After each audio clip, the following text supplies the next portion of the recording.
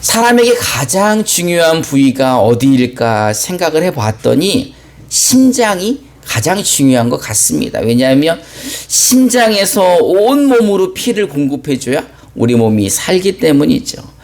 그리고 그 다음에 중요한 기관이 어딜까 생각해 보니까 피의 20%를 사용하고 있는 뇌, 우리의 뇌가 아주 중요한 것 같습니다. 왜냐하면 우리 뇌가 우리 온몸을 또 컨트롤하기 때문인 거죠. 그런데 이 피를 공급해주는 심장이 멈추면 이 심장을 5분 안에 다시 살려야 된답니다. 왜냐하면 심장에서 뇌로 피 공급이 5분 정도 멈추게 되면 이 뇌가 살 수가 없이 치명적인 손상을 받게 되어서 뇌사 상태에 이를 수 있다는 겁니다. 그래서 이 심장이 멈췄을 때 이 5분 안에 심장을 다시 살리는 그 시간을 골든타임이라고 한답니다. 사실 심장이 멈춘 후에 이 골든타임을 놓치면 사람이 다시 회복하기가 쉽지 않다고 합니다. 그래서 골든타임이 그렇게 중요한 거죠. 근데 오늘 성경을 보니까 나사로라는 사람이 죽어가고 있습니다. 그래서 드디어 죽었는데 무덤에 들어간 지 4일이나 되어서 예수님이 그 나사로에게 가서 나오라는 거예요. 아니, 죽은 지 4일이나 된 사람에게 가서 그 사람에게 간 것도 아니죠. 그 무덤에 가서 그 무덤 속에 있는 죽은 사람에게 나오라라는 사건이 발생합니다. 이 이야기의 시작은 나사로가 죽기 전으로 거슬러 올라갑니다. 나사로에게는 두 여동생이 있습니다. 마르다와 마리아라는 여동생이 있는데 나사로가 너무 아파서 죽게 되자 이 마리아와 마르다는 사람을 보내서 예수님에게 빨리 와주시기를 부탁을 합니다. 우리 요한복음 11장 1절부터 4절을 우리말 성경으로 저와 여러분들이 한 절씩 교독해 봅시다. 제가 먼저 1절을 봉독하겠습니다. 나사로라 하는 사람이 병이 들었는데 그는 마리아와 그 자매 마르다의 마을 베다니에 살고 있었습니다.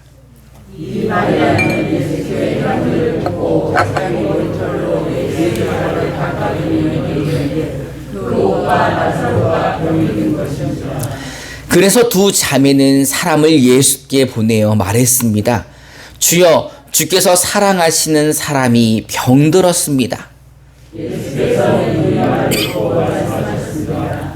이 병은 죽을 병이 아니다. 이것은 하나님의 영광을 이루어주시오. 이를 통해 하나님의 영광을 받게 될 것이다. 아멘.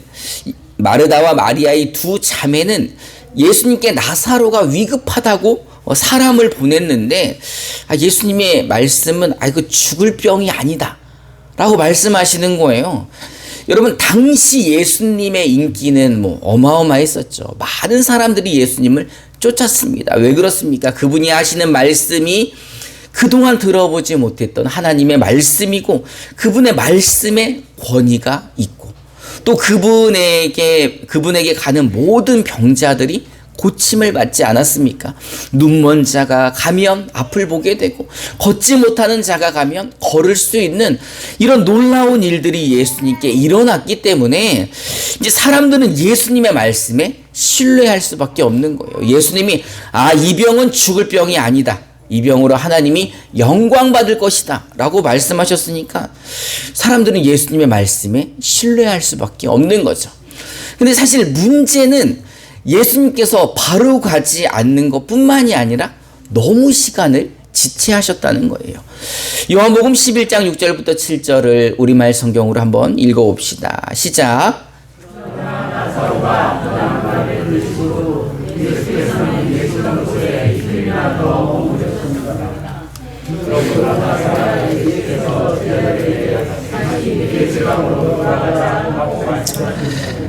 지금 나사로가 위급하다고 사람을 보내서 말씀하셨잖아요. 그 소식을 들었는데도 그걸 알면서도 예수님은 그곳에 며칠이나 더 머무르셨다는 거예요.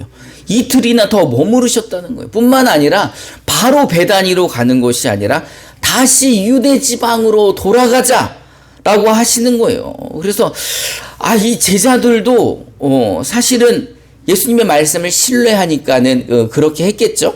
아니 뭐 죽을 병이 아니라니까 뭐 늦게 가도 되나 보다 이렇게 생각을 했지만 사실은 다른 측면에서 보면은 뭔가 예수님이 이유가 있으신가? 분명히 나사로가 죽을 병이라 위급하다고 얘기를 했는데 이틀이나 그곳에서 지체를 하시고 또 유대로 돌아서 간다고 하시니 이거 무슨 뜻이 있을까? 근데 사실 그 이유를 알고 보니까요. 예수님은 나사로가 죽은 뒤에 가려고 하셨던 거예요.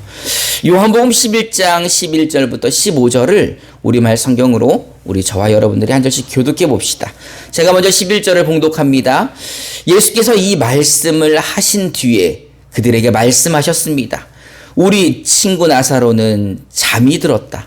그러나 이제 내가 가서 그를 깨우겠다.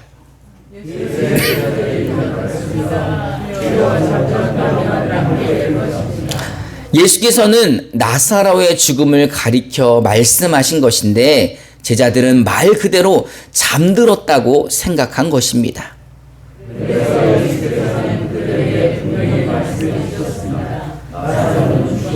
우리 함께 읽어봅시다.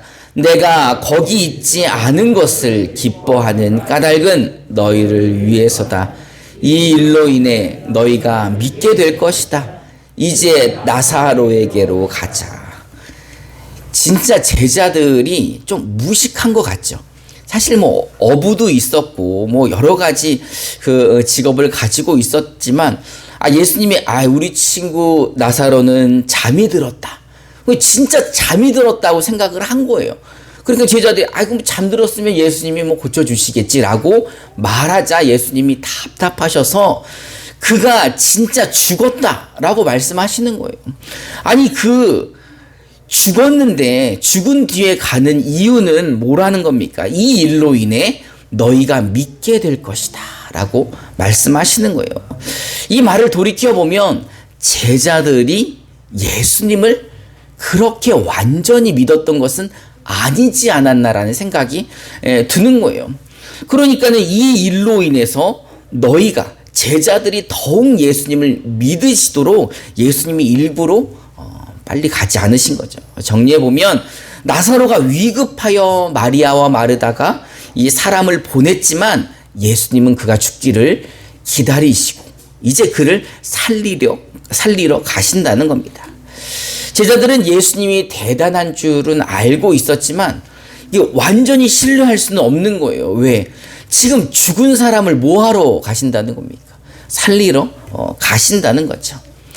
우리 요한복음 11장 17절을 우리말 성경으로 한번 읽어봅시다. 시작.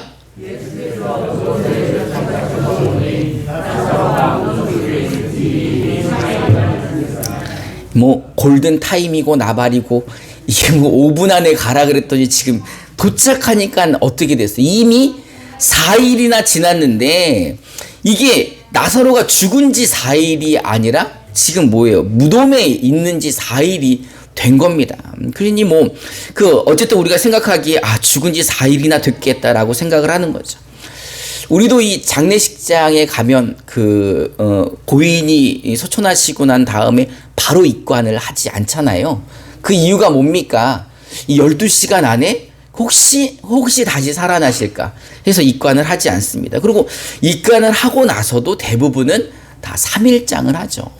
혹시 3일 안에 다시 일어나실까라는 생각입니다. 근데 당시 이스라엘 사람들도 이런 죽음에 대한 생각이 있었습니다. 그 에드윈 호킨스라는 성경학자가 이 요한복음에 대한 책을 저술했는데 그 책에서 이제 이런 내용이 나오는 거예요. 고대 페르시아 사람들은 사람이 죽은 뒤 4일이 되면 그 4일째 되는 날 아침에 그의 영혼이 육신에서 떠나간다. 라는 이제 이야기가 있는 겁니다. 당시 이 고대의 이 중동에 이런 이야기가 퍼져 있었고 이스라엘 사람들 안에도 이런 사상이 들어 있었다는 거예요. 그러니 3일 동안은 이제 곡을 하는 거예요. 막 우는 거죠. 왜 웁니까? 할 수 있는 게 우는 것밖에 없잖아요. 그리고 울어가지고 그의 영혼이 다시금 그 육체와 함께 깨어나기를 기다리는 거죠. 근데 4일이 되면은 이런 믿음이 있으니까는 4일째는 웁니까 울지 않습니까? 이제 울음을 그치고 그의 죽음을 받아들이는 거죠. 다시 사람이 어떻게 해서는 그가 돌아올 수 없다는 거죠. 육체에서 영혼이 완전히 떠나갔기에 이제 우리가 뭐 할 수 있는 건 없고 그 죽음을 받아들여야 된다는 거죠. 근데 이제 예수님이 하필이면 4일째 되는 날 오신 거죠. 하루라도 일찍 왔으면 그들이 기대라도 했을지 모르지만 예수님은 4일이나 지나고 난 뒤에 그리로 오셨습니다. 그리고 이 나사로가 이 살았던 베다니라는 마을은 예루살렘에서 그리 멀지 않은 곳이라 많은 사람들이 이 장례식에 와 있었다는 거죠. 요한복음 11장 18절부터 20절을 개역 개정으로 우리 한번 읽어봅시다. 시작.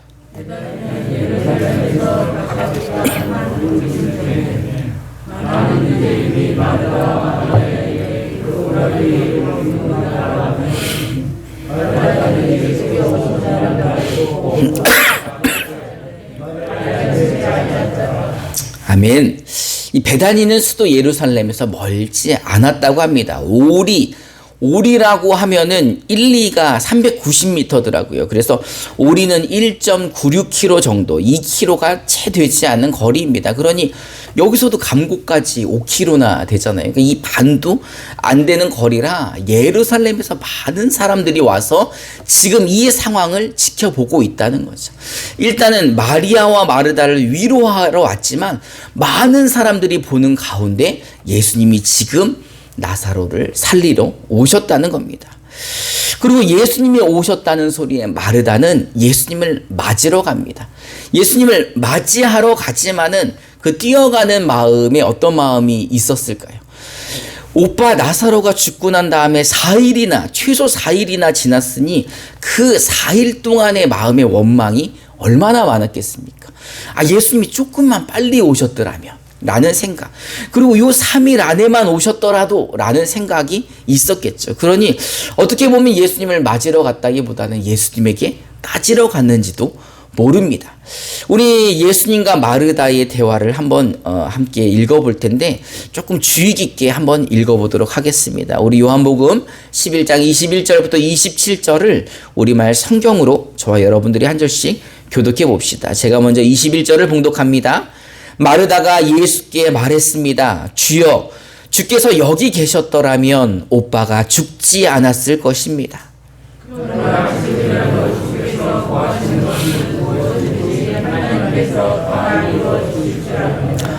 예수께서 마르다에게 말씀하셨습니다. 내 오빠가 다시 살아날 것이다.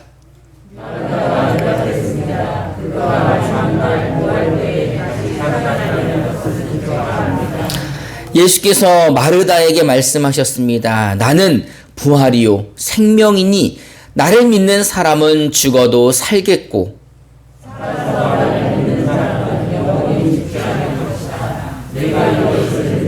함께 읽어봅시다.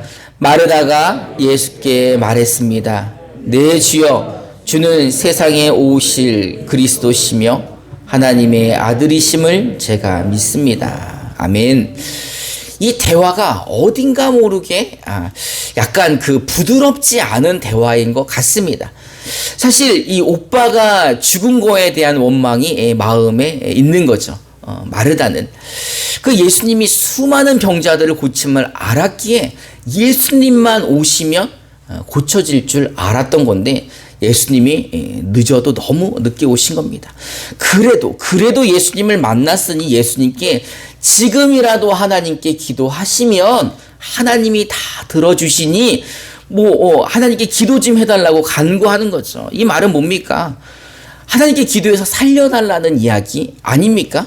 그래서 예수님이 마르다에게 내 오빠가 다시 살아날 것이다 라고 말씀을 하셨는데 이 마르다는 그게 진짜 살아날 거라고 생각을 안 한 것 같아요. 왜냐하면 그녀의 대답은 그냥 예수님이 위로하시는 말처럼 들었기에 그가 마지막 날 부활 때는 다시 살아날 것을 제가 압니다 라고 약간 동문서답 같은 이야기를 하는 거예요.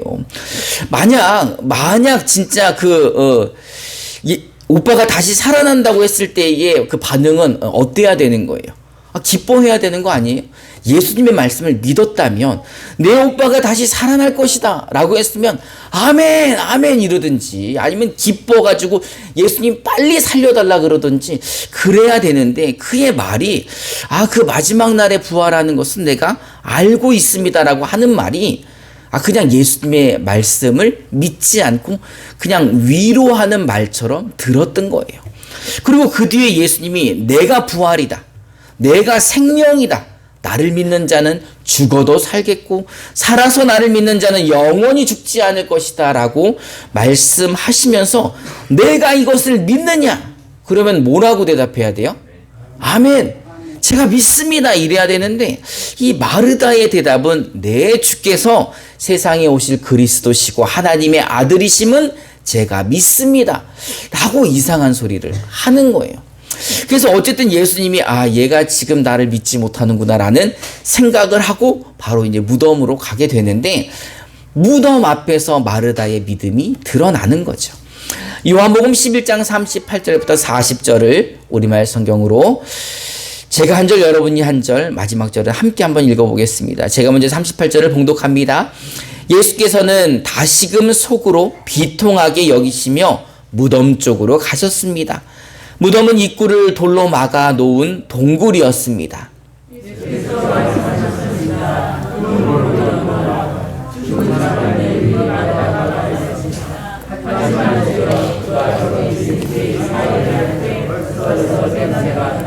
함께 읽겠습니다. 예수께서 말씀하셨습니다.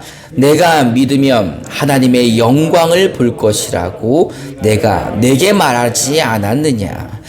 지금 예수께서 나사로를 살리시려고 무덤에 갔죠. 그리고 이제 살려주겠다고 했으니 뭘 열어야 돼요? 무덤을 열어야 되는 거죠. 그래서 무덤을 열어라. 이 말은 뭐예요? 내가 살려줄 테니 무덤 열어라. 이 이야기인데 지금 마르다가 이상한 거예요. 지금 무덤을 왜 열어? 사람이 죽었는데.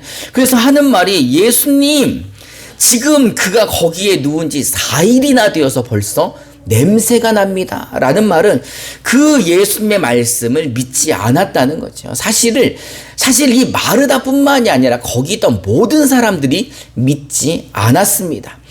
우리 요한복음 11장 37절을 우리말 성경으로 한번 읽어봅시다. 시작.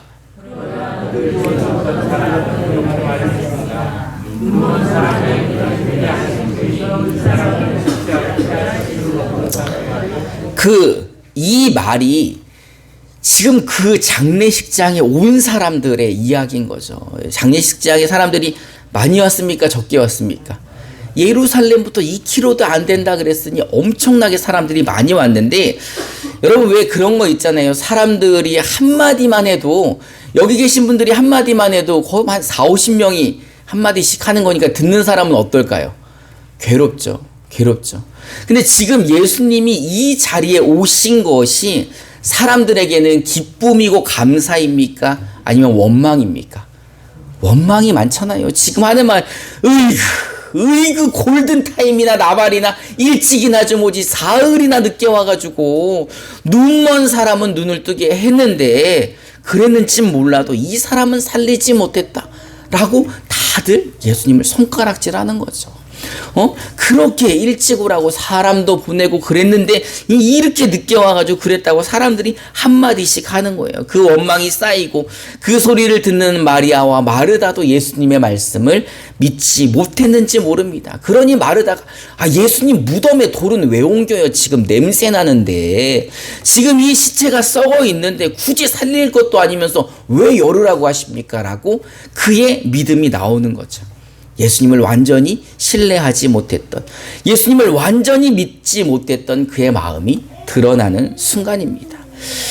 우리 요한복음 11장 41절부터 44절을 우리말 성경으로 한번 저와 여러분들이 한 절씩 봉독해 봅시다. 제가 먼저 41절을 봉독해 보겠습니다. 사람들은 돌을 옮겨 놓았습니다. 예수께서 하늘을 우러러 보시고 말씀하셨습니다. 아버지여, 아버지께서 내 말을 들어주신 것을 감사드립니다.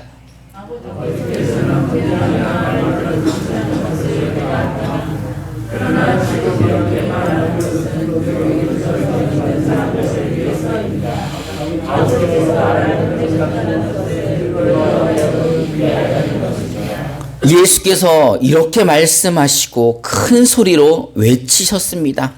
나사로야 나오너라. 죽었던 나사로가 나왔습니다.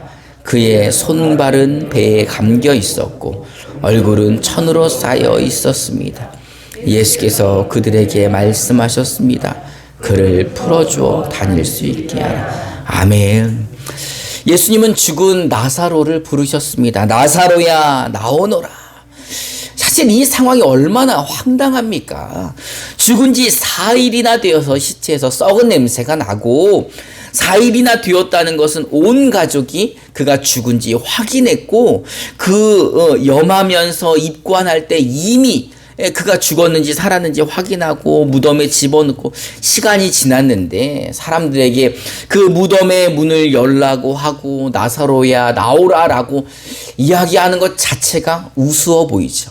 그런데 정말 그 안에 있던 나사로가 다시 살아서 나왔다는 겁니다. 그의 손발이 배에 감겨져 있고 얼굴이 천에 쌓여져 있다는 것은 진짜 염을 해가지고 그를 무덤에 넣어놨는데 그가 불편한 몸으로도 나왔으니 얼마나 무섭습니까? 여러분, 그 관에 누워 계신 분이 갑자기 일어나가지고 물 한 모금 달라고 하면 얼마나 소름 끼치. 지금 꽁꽁 묶여있는 상태에서 나온 거죠. 그래서 사람들에게 그가 자유롭게 다닐 수 있도록 풀어주어라 라고 말씀을 하십니다. 여러분, 예수님이 이 나사로를 살리신 이유가 뭡니까? 그 이유가 뭐예요? 나사로를 사랑해서 그가 다시 살아나게 하신 겁니까? 우리 그 전에 얘기했잖아요. 예수님이 제자들에게 내가 여기 늦게 가는 것은 내가 그가 죽은 다음에 가는 게 감사한 이유는 이 일로 하여금 죽은 나사로를 살리는 것으로 하여금 너희들이 나를 믿게 하려는 것이다 라는 겁니다. 그리고 그 광경을 봤던 모든 사람들이 이제 예수님을 완전히 믿게 된 거죠. 그냥 병 정도 고치시는 분이 아니라 죽음까지도 이기시는 죽은 자까지 살리시는 분이라는 것을 그들이 믿게 된 거죠. 여러분들은 예수님을 믿으십니까? 여러분들은 예수님을 얼마나 믿으십니까? 정말 지금 이 장례식장에 왔던 사람처럼 눈먼 사람은 고치고 안진뱅이는 일으키는 것 같아도 죽은 사람은 살리지 못할 거야 라는 믿음이십니까? 아니면 여러분들은 죽은 사람도 살릴 수 있다고 믿으시는 겁니까? 여러분, 예수님은요 사실 이 땅에 죽은 사람들을 살리려 오신 분이 아닙니다. 그럴 것 같으면 예수 믿는 사람들 아직까지 살아있게요? 아니죠. 예수님 믿는 사람들도 다 죽었잖아요. 사도 바울도 베드로도 그 많은 이 죽었다 살아난 나사로도 다시 죽었습니다. 사실 예수님은요 이 땅에 죽은 사람들을 살리러 오신 것이 아니라 예수를 믿는 사람들에게 영생을 주시러 오셨다는 겁니다. 여러분 믿으십니까? 사람은 누구나 다 죽습니다. 누구나 다 한 번은 죽는 것이 세상의 이치입니다. 그런데 그 죽음 이후에 하나님의 심판이 있다고 말씀하고 계십니다. 그 지은 죄로 말미암아 자기의 죄로 말미암아 사람들은 심판받게 되고 그 행한 대로 멸망을 당하게 되는 것입니다. 그러나 심판받지 않는 사람들이 있습니다. 이 심판을 면한 사람들이 있습니다. 우리 요한복음 3장 16절부터 18절을 개역 개정으로 저와 여러분들이 한 절씩 교독하고 마지막 절을 함께 봉독해 봅시다. 제가 먼저 16절을 봉독하겠습니다. 하나님이 세상을 이처럼 사랑하사 독생자를 주셨으니 이는 그를 믿는 자마다 멸망하지 않고 영생을 얻게 하려 하심이라.